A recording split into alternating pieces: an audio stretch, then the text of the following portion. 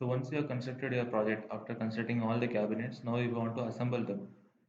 So to assemble, you need to use this edit command. So we have various options for rotating, for moving, for stretching, for aligning.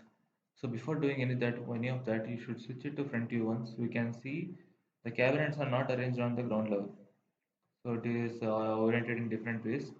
So now to arrange everything in along the ground level, you should select all. Go to this in edit command, go to align option and click on reset Z and click OK. Now if you see it in front view, we can see everything is aligned on the ground level. So now to assemble, it is better if we switch it to top view.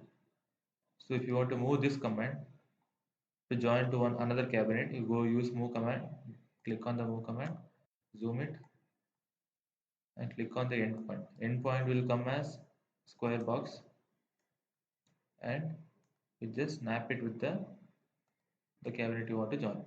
The same way, click it here, zoom. So here actually the panel is missing, so I'll use this point as a reference. Go to move option, and I'll snap it here on this side. So if we see a isometric view, we can see our cabinets is arranged in such like this way. So we can see automatically, you see it in front of you, everything is on again still on the ground level. So this is how we use the move command. And in some cases, during assembling, we may have to place the wall units at certain height. In that case, so what we'll do is we'll consider this as an wall unit. And initially, what I'll do is I'll move this cabinet by selecting the endpoint and place it over this point. Now I have to move this cabinet at certain height. So usually the wall units are placed at 600 mm from the base cabinet. So I select this point and I'll press the bracket key. So bracket key is nothing but I'll show you. Okay, this key on the keyboard. When I press, I'll get this in this box, and along that I want to move 600 mm. Click enter. Now we can see our unit is placed 600 mm from that point. So this is how we place the wall units. So coming to the rotate command, it is also very simple. Click on the cabinet, click on the rotate command, and select the point you want to rotate. So the cabinet will rotate along that point. So this is how we rotate. And if you want to rotate it at certain steps, you can use this option. So here you can see it is rotating it with respect to certain 90-degree of steps. So now the other option is rotate with respect to 2 points. It is similar to that of this, but here we need to select 2 points. For example, our first point will be this and our next point will be this. So with respect to that point, the 2 points, the rotation will take place. So these are our commands for rotating and moving. Coming to the next option, that is stretch. So this option is commonly not used, but anyway, to use it, click on the stretch option. So since it is angle, so I'll better take a straight cabinet here. I'll go this one, I'll go to stretch. So this is nothing but if we want to stretch along this side, so we can select the side along which we need to stretch the cabinets. So if you want to stretch along this side, you can select this particular section, and you want to stretch along X. So we can enter the difference.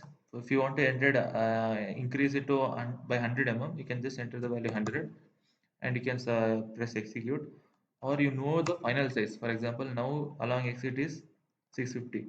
You want to change it to 750, then you can enter the value 750. So it can be changed according to your dimension, your requirements. So I'll first enter the 100 as the difference. Execute. We can see now it is modified to 750. So this is how we use the stretch command. So this can be done on this. So now we are done it on top face. Similar way, if you want to do it in front view, you can switch it to front view. Select the side you want to expand.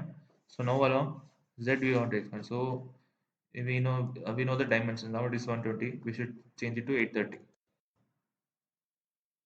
So automatically the length will get changed. So you can do this here directly, or the other thing is you can go to cabinet edit and you can change the dimensions manually. So this can be done according to your requirement. So now the next thing I'll say is mirror command. So now we can see the door opening is in like this way. So now to reverse it, click on this cabinet. You can just click on mirror option. So automatically the entire cabinet will change in a mirror direction. So this can be used when you want to change the door direction. This can be used only.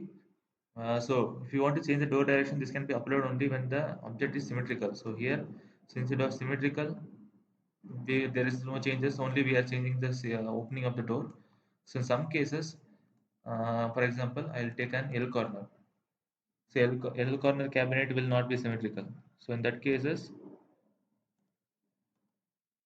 you cannot use this for rotating the doors. For example, I'll take this cabinet and I want to see, we can see the opening is in such a way in inwards. So if we use mirror, it will just rotate in opposite way, but there will be no changes in the door opening. So here we are seeing door opening because it was symmetrical in shape. So this is a mirror option, and I already explained the align option. So the last two options are group and ungroup. So group is nothing but I select these three cabinets, and if I click on group, these three cabinets will be converted into a block. You can rename the block according to your requirement. You can still generate the cutting list, but the problem is you'll be not able to go to cabinet list because now it is acting as a block, not as a cabinet. So to undo this operation, you can do ungroup. Now again, this is converted into a single cabinet. You can go to cabinet edit. But the one thing you should take care is if you are ungrouping a particular cabinet, it has shown a warning that if you ungroup it once, it will be converted into panels. Even though if you, for example, if you select all panels, for example, I'm selecting all panels and group it, it will be converted into a block, not as a cabinet. I will convert into block. Now if I go again to cabinet, we'll be not able to change it to a edit the cabinet because it is now a block. So it is very important that we should not ungroup a cabinet. So if we ungroup the cabinet, we will be not able to edit it. So the next option solution is we should undo this operation. Now we can go to cabinet. Right. So you can see now it is acting as a cabinet. So these are some commands that are used in edit command.